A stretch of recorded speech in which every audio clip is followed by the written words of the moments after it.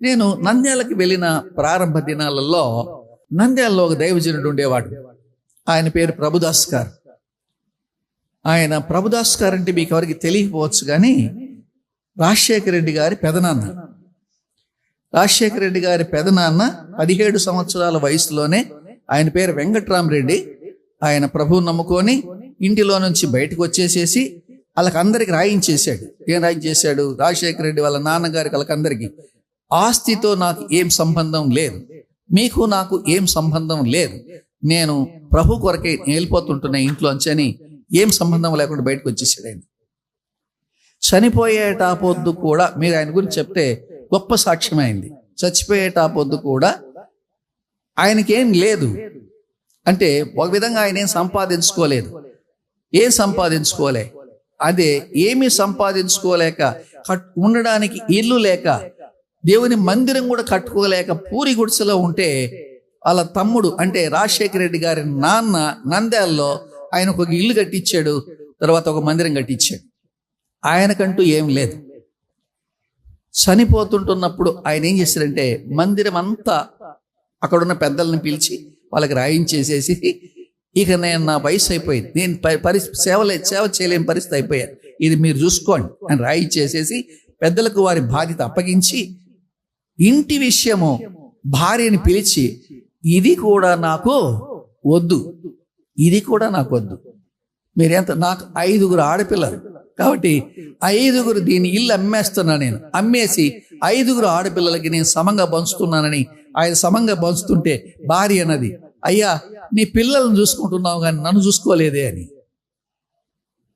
అప్పుడు ఆయన అన్నాడు, నిన్ను పిల్లలు చూసుకుంటారనుకున్నానమ్మా, నువ్వు ఎందుకు పిల్లల మీద ఆశపడాలా, నీకు కూడా ఇంత అని ఇచ్చేసాడు.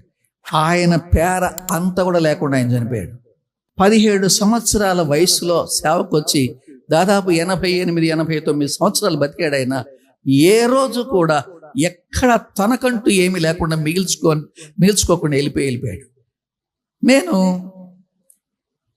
అక్కడ సేవకు పోయినప్పుడు, నేను మొట్టమొదటిసారి, ఎందుకంటే నాకు నా యవ్వన కాలంలో నేను రక్షణ పొందినప్పటి నుంచి, నేను చెప్పాను కదా నా పరిస్థితి చాలా రకరకాలుగా వెళ్ళిందిలేండి. నేను ఒక లూథరన్ పాస్టర్ ఒక దేవుని వాక్యం చెప్తే రక్షణలోకి, అంటే యేసుప్రభువు తెలుసుకోవడానికి కారణం ఏంటని చెప్పాను కదా. అక్కడి నుంచి మెల్లగా నేను ఎక్కడికి షిఫ్ట్ అయ్యానంటే, నా మ్యారేజ్ అయ్యేంత వరకు నేను బ్రదరన్ సహవాసంలో పెరిగాను.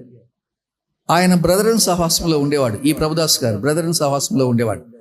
వాళ్ళే నాకు పెళ్లి చూసి, నాకు అమ్మాయిని చూశారు, పెళ్లి చేశారు, తర్వాత నన్ను ఆత్మీయంగా కూడా పెంచారు. పెళ్ళి అయిన తర్వాత నేను హెబ్రోన్ సహవాసానికి వచ్చాను. అక్కడున్న ఆత్మీయ స్థితి చూసిన తర్వాత నేను అక్కడ షిఫ్ట్ అయితే, ఆయన అన్నాడు, సరేలే మా స్థితి కంటే ఇంకొక హెచ్చు స్థాయిలోకి నువ్వు వెళ్ళావు కాబట్టి నువ్వు వెళ్ళు, అక్కడికే వెళ్ళు అని చెప్పాడు నన్ను. చాలా మంది ఏమంటారు, మా సహవాసం మొదలు పెట్టిపోయినావు, ఎట్లా నువ్వు అంటారు. ఆయన అనలా, మాట అనలే, మాకన్నా ఒక హెచ్చు స్థాయిలో ఉన్నాడు. ఎందుకంటే ఆ ప్రభుదాస్ గారికి భార్యను చూసింది ఎవరంటే భక్సింగ్ గారు, పెళ్లి చేసింది ఎవరంటే భక్సింగ్ గారు. భక్సింగ్ గారికి మొట్టమొదటి ట్రాన్స్లేటర్ ఎవరంటే ఆయనే, ఇంగ్లీష్ ట్రాన్స్లేటర్ ఆయనే. అయితే కొన్ని కారణాలు బట్టి ఫాక్స్ గారు ఈ మన ఆంధ్రప్రదేశ్లో పనిచేసేటువంటి దినాల్లో ఫాక్స్ గారిని ఆయన వెంబడించి, ఫాక్స్ గారి ద్వారా ఆయన వెళ్ళిపోయి భక్సింగ్ గారిని వదిలేశాడు. అంతే, వాళ్ళిద్దరు అట్లా విడిపోయారు.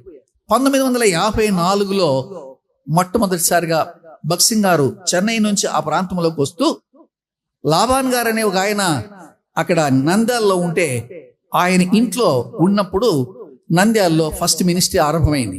అంటే 1954లో 54లో గుర్తుపెట్టుకోండి. అది ఒక 46, ఇది ఒక 24. ఇన్ని సంవత్సరాలకు ముందు నంద్యాలలో మినిస్ట్రీ ఆరంభమైనటువంటి ఆ మినిస్ట్రీ ఆయనతో పాటు ఈ నంద్యాలకు వచ్చి పనిచేశాడు. అంటే నేను ఆయన గురించి గొప్పగా పొగడడం లేదు,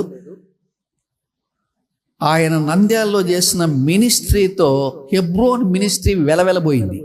కర్నూలు జిల్లాలోను, తర్వాత ఇప్పుడు ఉన్నటువంటి నంద్యాల జిల్లాలోను ఏ ఊరికి పోయినా ప్రతి విలేజ్లో బ్రదరన్ సహవాసం ఉంటుంది. ఏ విలేజ్కి వెళ్ళి ప్రతి విలేజ్లో ఉంటుంది, కానీ హెబ్రోన్ సహవాసం లేదు. ఎంత గొప్ప మినిస్ట్రీ చేశాడు ఆయన.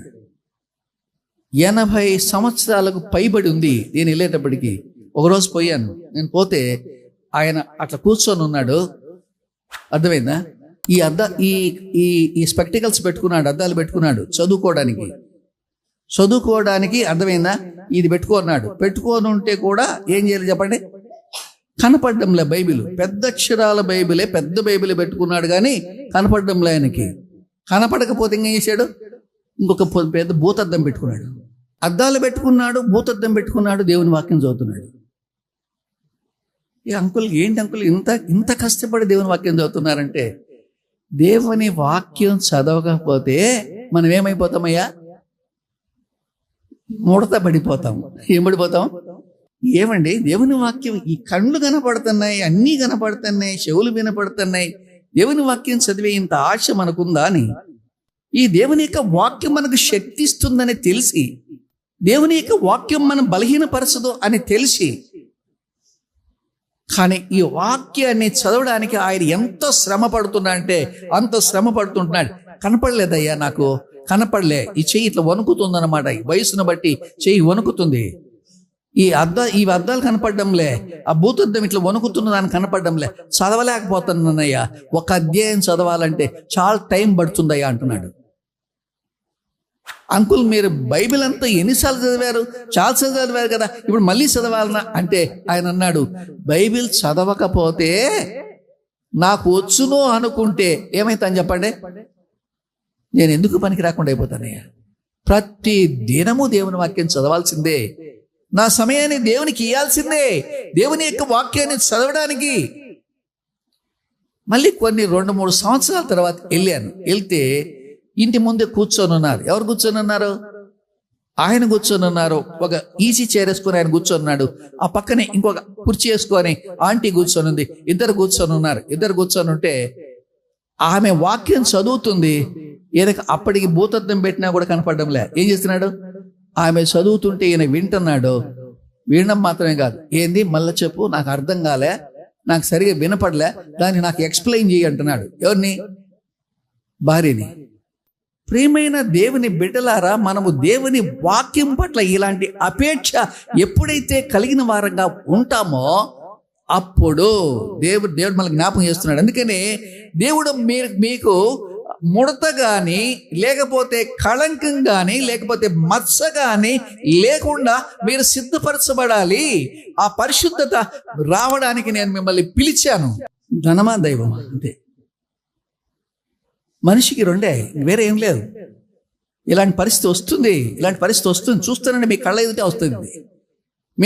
వస్తుంది. మనం చూస్తూ అంటున్నాం. నువ్వు ఏ పక్షపోవాడివి? డబ్బు పక్షపోవాడివా, లేకపోతే చెప్పండి దైవం పక్షంవాడు? ఈయన దైవం పక్షంగా ఉండాలనుకున్నాడు కాబట్టి ఈ ధనము భూమికి సంబంధించింది. నాది ఏమీ కూడా భూమి మీద ఉండకూడదు. నాది ప్రభుదాస్ గారికి ఆయన పేరు పొరపాటున కూడా మీరు చెప్పండి, ఏం చెప్పండి, ప్రభుదాస్ రెడ్డి అని మీరు పిలిస్తే వెంటనే ఏమంటాడు తెలుసా? బాబు, నేను రెడ్డిని కాదు, నా రెడ్డి 17 సంవత్సరాల వయసులోనే చచ్చిపోయాడు అంటాడు. 17 సంవత్సరాల వయసులోనే చచ్చిపోయాడు. ఆయన రాజశేఖర రెడ్డి గారి ఫ్యామిలీలో వాళ్ళ నాన్నగారు అంటే వాళ్ళ తాతగారు రాజారెడ్డి గారికి తప్ప, రాజశేఖర రెడ్డి గారి నాన్నగారికి తప్ప ఆల్మోస్ట్ మిగతా అన్నదమ్ములందరూ కూడా వారు ఎస్సీ కాస్ట్లోనే పెళ్లి చేసుకున్నారు. ఆడాలు కానీ మగాలు కానీ. ఆ రోజుల్లోనే వారు అంత ఆత్మీయంగా ఉన్నారు. వాళ్ళు ఏ రోజు కూడా నన్ను రెడ్డి అని మీరు పిలవద్దు. అంత ఆత్మీయంగా ఎదిగినటువంటి ఆ దైవజనుడు తన జీవితంలో నాకు సంబంధం లేదు, డబ్బు మనిషి కాదు, డబ్బు నాకు వద్దు. నువ్వు డబ్బును ప్రేమించేవాడివైతే నువ్వు దేవుని మనిషివి కానే కావు. డబ్బును ప్రేమించవద్దు, నీ జీవితంలో అది నీవు నేర్చుకో. డబ్బు నీ వెంట పడాలి కానీ నీవు డబ్బు వెంట పడకూడదు. విశ్వాసి జీవితం అది. విశ్వాసి జీవితం ఏంది అని అంటే గుర్తుపెట్టుకోండి, డబ్బు వెంట నువ్వు పడితే నువ్వు విశ్వాసివి కాదు. డబ్బు ఎవరు వెంట పడాలా? నీ వెంట పడాలా.